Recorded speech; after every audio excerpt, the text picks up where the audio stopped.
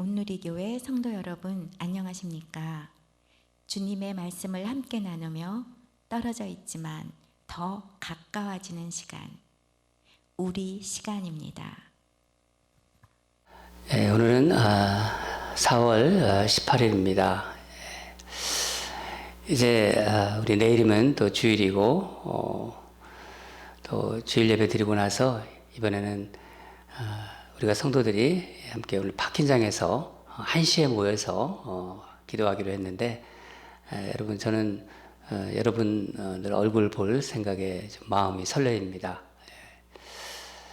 우리 시간 내셔가지고 마스크 끼시고 착용하시고 차를 몰고 1시까지 교회에 오시기 바랍니다. 그래서 준비된 우리 카카오톡 보면서 찬송도 부르고 또 기도도 뜨겁게 하는 그런 시간 갖기를 원합니다.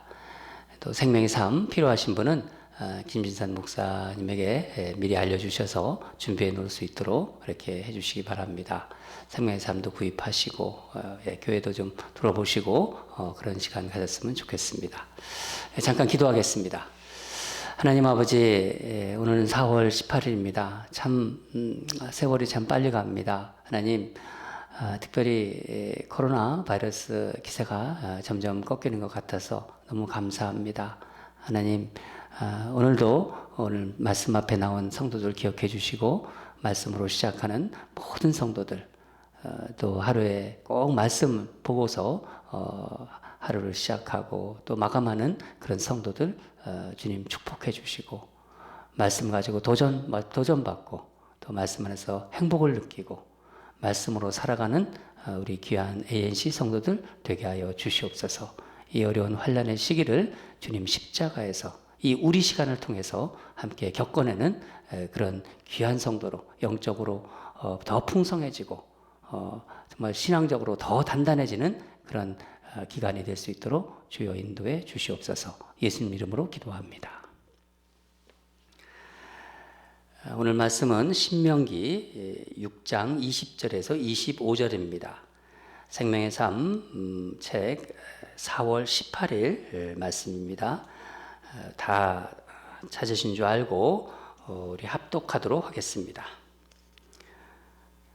시작. 후일에 내 아들이 내게 묻기를 우리 하나님 여호와께서 명령하신 증거와 규례와 법도가 무슨 뜻이냐 하거든 너는 내 아들에게 이르기를 우리가 옛적에 애굽에서 바로의 종이 되었더니 여호와께서 권능의 손으로 우리를 애굽에서 인도하여 내셨나니 곧 여호와께서 우리의 목전에서 크고 두려운 이적과 기사를 애굽과 바로의 그의 온 집에 베푸시고 우리 조상들에게 맹세하신 땅을 우리에게 주어 들어가게 하시려고 우리를 거기서 인도하여 내시고 여호와께서 우리에게 이 모든 규례를 지키라 명령하셨으니 이는 우리가 우리 하나님 여호와를 경외하여 항상 복을 누리게 하기 위하심이며 또 여호와께서 우리를 오늘과 같이 살게 하려 하심이라.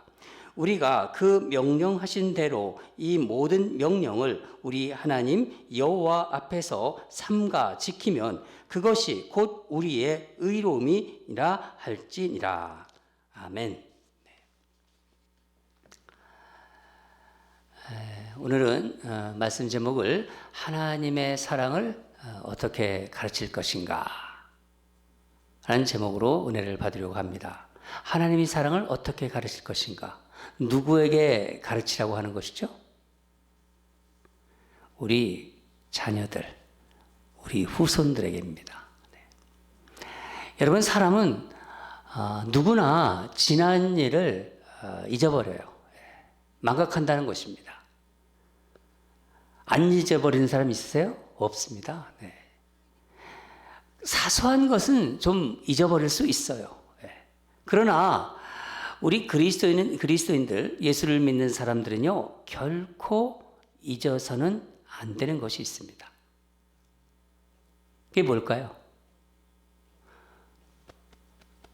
우리가 누구인지, 내가 누구인지, 내가 어떻게 하나님의 자녀가 되었는지, 내가 어떻게 구원을 받았는지,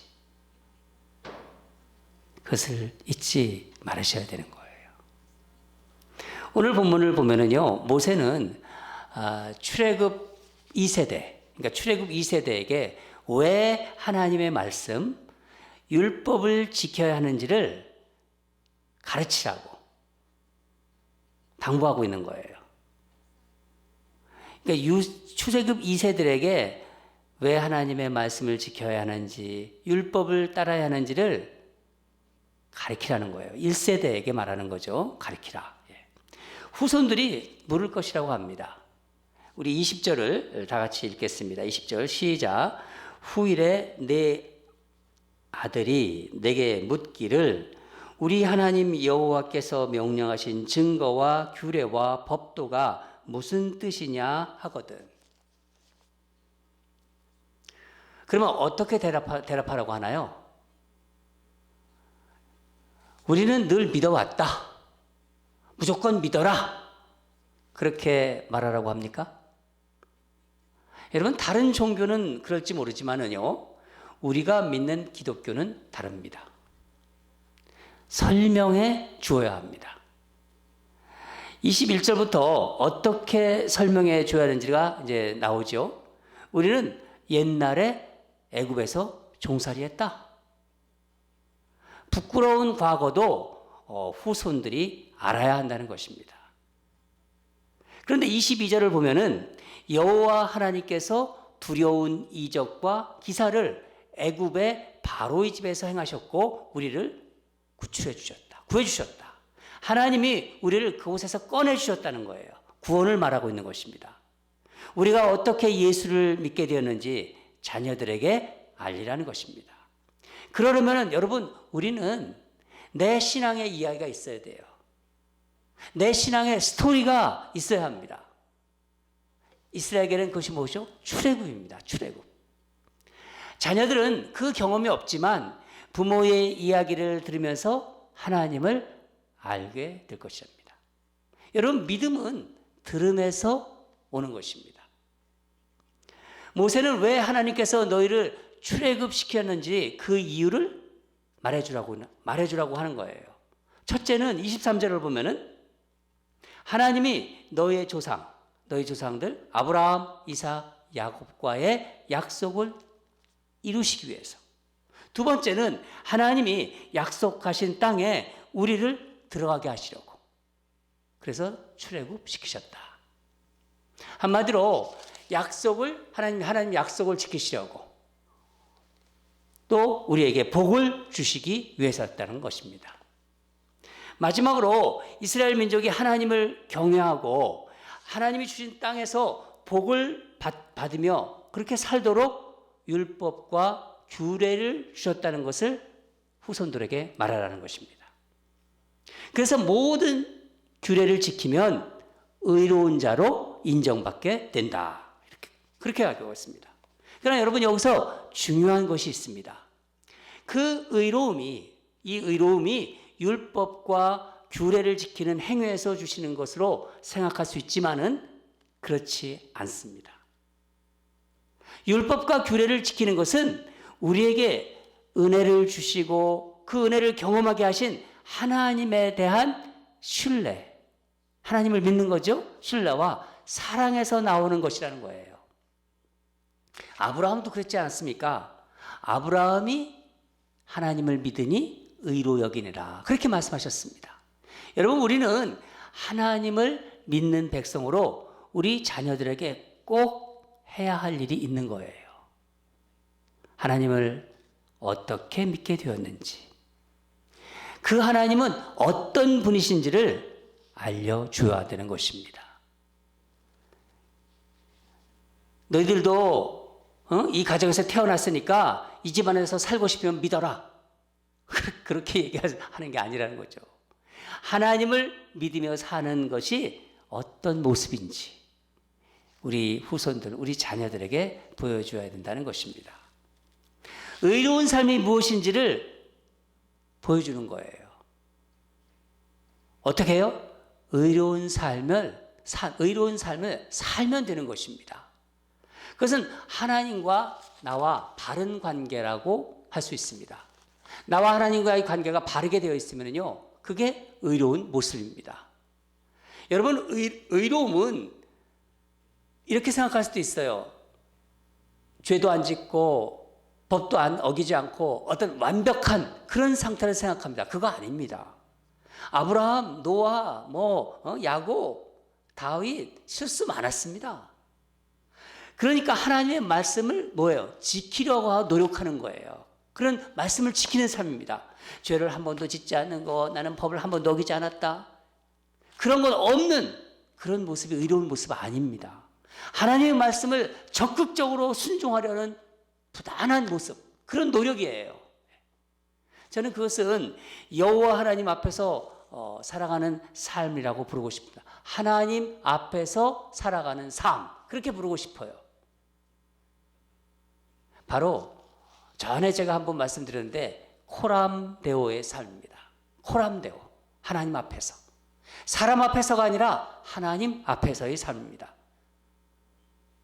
혼자 있건 사람들과 같이 있건 누구와 있건 간에 하나님 앞에서 사는 삶의 모습입니다. 그러면요, 가정이 행복에 대한 기준이 달라져요. 교회의 어떤 복에 대한, 어떤 교회를 다니면서 얻고자 하는 복에 대한 기준이 달라집니다. 우리 삶의 행복에 대한 기준이 변화합니다. 여러분, 사랑하는 부부관계, 정말 사랑하는 부부관계를 보장한다는 것이 그저 돈 많이 벌고 아이들 잘 되고 그러면 사랑하는 부부관계가 되는 건가요? 물론 좀 영향은 주겠지만은 근본적인 것은 아니잖아요. 하나님을 사랑하고 의지하며 사는 진실된 모습, 바로 하나님과의 바른 관계가 의로운 삶의 모습입니다. 본문 25절을 다시 한번 읽겠습니다. 25절 시작. 우리가 그 명령하신 대로 이 모든 명령을 우리 하나님 여호와 앞에서 삼가 지키면 그것이 곧 우리의 의로움이라 할지니라. 여러분, 믿음은요, 들음에서 납니다.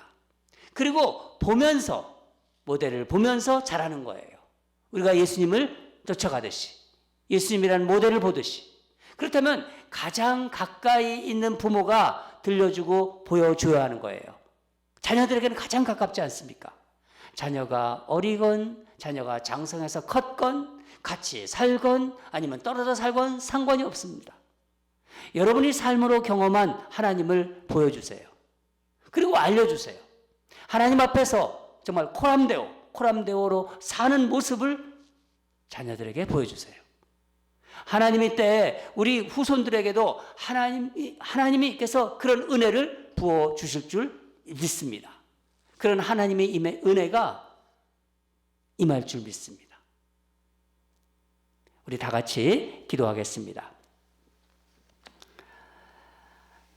사랑하는 하나님 아버지, 우리가 우리 자녀들에게 우리의 신앙의 모습을 어떻게 보여주었는가를 말씀을 통해서 도전 주심에 감사드립니다. 하나님 아버지, 오늘 말씀을 통해서 우리 자녀들, 후손들에게 하나님의 사랑을 어떻게 전해야 하는지 또 깨닫게 또 알게 하심에 감사드립니다. 우리 성도들 언제나 하나님 앞에서, 사람들 앞에서가 아니라 하나님 앞에서 코람데오의 삶을 살아가도록 늘 인도해 주시고 하나님의 크신 은혜를 부어 주시옵소서. 우리 자녀들이 부모의 그 모습을 보면서, 그 의로운 삶의 모습을 보면서 또 그것을 들으면서 믿음을 대대손손 계승하는 그런 자녀들로 축복해 주시고 인도해 주시옵소서. 예수님 이름으로 기도합니다. 오늘도 우리 기도하겠습니다. 몇 가지 기도하는데 하나님께 특별히 감사하는 기도를 좀 드리고 싶습니다. 감사. 첫 번째는 우리가 주님 안에 정말 하나로 묶여져서 이렇게 함께 기도할 수 있잖아요. 아침 6시에 또 들어오셔서 이렇게 기도하는 거 이거 쉬운 일 아닙니다. 예, 함께 기도하잖아요. 떨어져 있지만 함께 기도하게 하신 것. 또 여러 가지 소식을 나누며 이 환난의 시기를 함께 보내게 해주잖아요. 얼마나 감사합니까? 생각해 보세요. 저는 아침에 여러분과 함께 이렇게 기도하는 것이 얼마나 감사한지 하나님 정말 감사하다는 생각이 듭니다. 두 번째는 우리를 지켜주심에 감사하는 기도를 드렸습니다. 지금도 하나님은 우리를 지켜주시고 계십니다.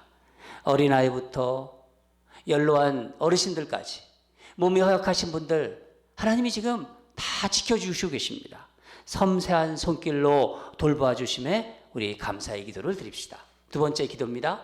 세 번째는 돌봄을 받고 돌봐줄 가족과 친구와 이웃과 우리 교우들이 있다는 것에 그게 또 얼마나 감사합니까?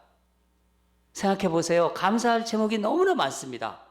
그 소중함으로 인해서 정말 외로운 사람들, 그곳에서 외로운 사람들을 돌아보게 하심도 감사하는 그런 기도를 올려드리겠습니다.